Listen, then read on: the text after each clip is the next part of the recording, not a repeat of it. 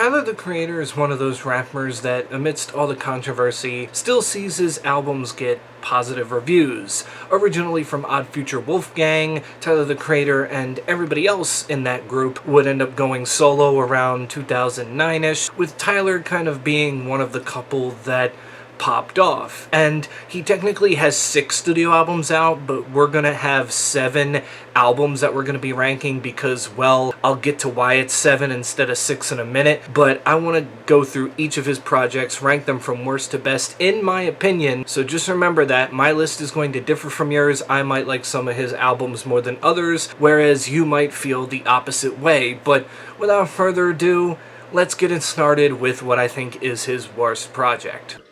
Another love song about shit, and I'll be rich if I get another diss. Or maybe Cupid won't miss.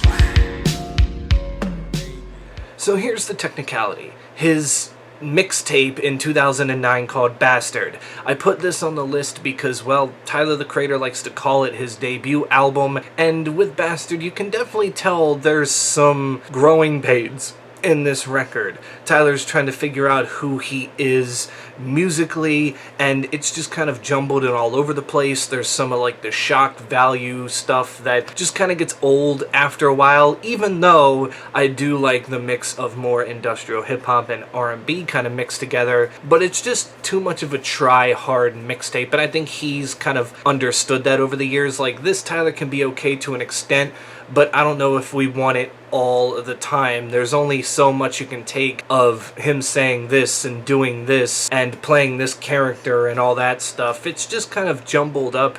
Even though it's not terrible, I would say that outside of a couple songs, it's not my go-to Tyler, the Creator album. Not a golf one, the little homies don't wait. Let's weigh my options. I bought me a mansion and bought some attention and giving them a Hobson and dear boy swacking. Why you mad? This one could be divisive because I feel like this is Tyler's most divisive album ever, Cherry Bomb. It came out in 2015 after releasing a string of, project after project where it was just straight up hip hop, but in this one he starts to incorporate more rock and soul elements into his music, which is interesting in places, and I do like this album, but I think the problem with this album in particular is that when I went back and listened to it, I said it's good, but I don't remember a lot off of it, and that's kind of where it lost me for the most part. Was I remember it being good, but I couldn't name a single song off of that record, and going back and listening, I'm like, oh yeah, there's this good song, but they're just kind of okay at best. And don't get me wrong, I was okay with Tyler, the Creator, trying to stretch his boundaries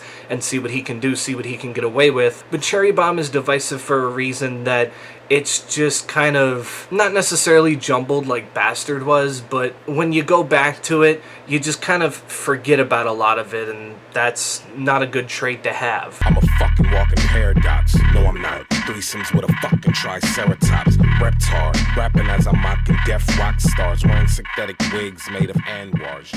Number 5 is his technical debut album, Goblin, from 2011. This album was one of the ones I remember hearing about when I was in 8th grade, about to go into 9th grade, and I wanted to kind of go in and see what it was about, and of course, like everybody, I heard the song Yonkers and was instantly attached, and then listening to Goblin, it's cool in places, but again, I just feel like it goes on for way too long, and the whole, persona thing that Tyler's putting on here kind of gets old after a while, and even he will tell you that Goblin in itself sucks. Now, I don't think it sucks, but, sometimes artists just look back and they're grown now and they're like, I could have done that better, or maybe left these songs off, and I think that's the problem with Goblin, is it's a little bloated for my liking, but again, a solid project, just kind of still Tyler trying to find his creative process, but he wasn't quite there yet. Like magic, like magic, like magic.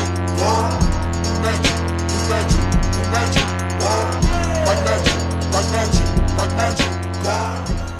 To everyone's surprise, if you know me, I have Igor at number 4. This album has grown on me a little bit over the years. When this originally came out in May of 2019, I wasn't too fond of it. I really don't know what it was. It wasn't the fact that Tyler the Creator made just a straight up pop album at this point. I just wasn't necessarily feeling it like his other projects, but having listened to it more and more over the years, I've come to appreciate it for what it is. I mean, it's a whole concept album of, Tyler's alter ego Igor going after this guy that he likes to find out he's in a relationship with this girl, and it just it's a mind fuck of an album, and it has that one huge song on it, Earthquake, which I still think is a bad song to this day. I will stand by that. But then you get other songs like I Don't Love You Anymore and New Magic Wand that are really just mainstays on my playlist and ones that I remember fondly and would be some go-to Tyler the Creator songs that I would recommend to people who are trying to get into him or trying to listen to him. I just feel like at that point in his career, he had done everything else from the shock value stuff that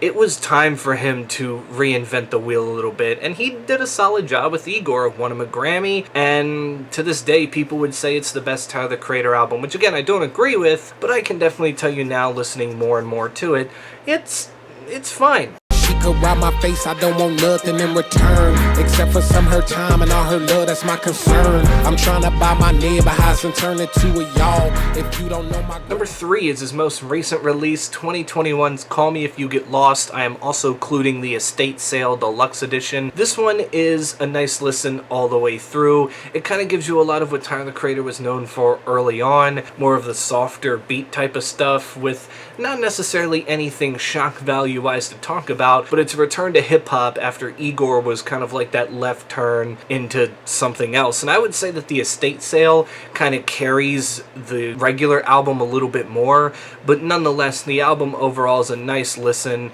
and one that I would say is close to 100%, and to me was Tyler's best that he had put out in a couple of years at that point. It was just nice to hear him go back to rapping and doing it in a nice melodic way that we had kind of known from him now that he was in his 30s and more grown. The continued growth was nice to hear. Why y'all so salty? Hot tamale is on. A can of big rich, I'm on. Your boy is bad to the bone. How much wood could a woodchuck chuck if a woodchuck could ever give up? Number 2 and number 1 were very hard for me to place where I wanted to put him, but number 2 is his 2013 album Wolf. Coming off of Goblin, Tyler the Creator kind of, I don't want to say toned it down a little bit, but he definitely just kind of started to find himself with this record, and there's songs on here with Tamale being my absolute favorite, known for the infamous music video with the band scene in it. I mean, if you know, you know. And there's songs on there like I Fucking Hate You and Answer that are just so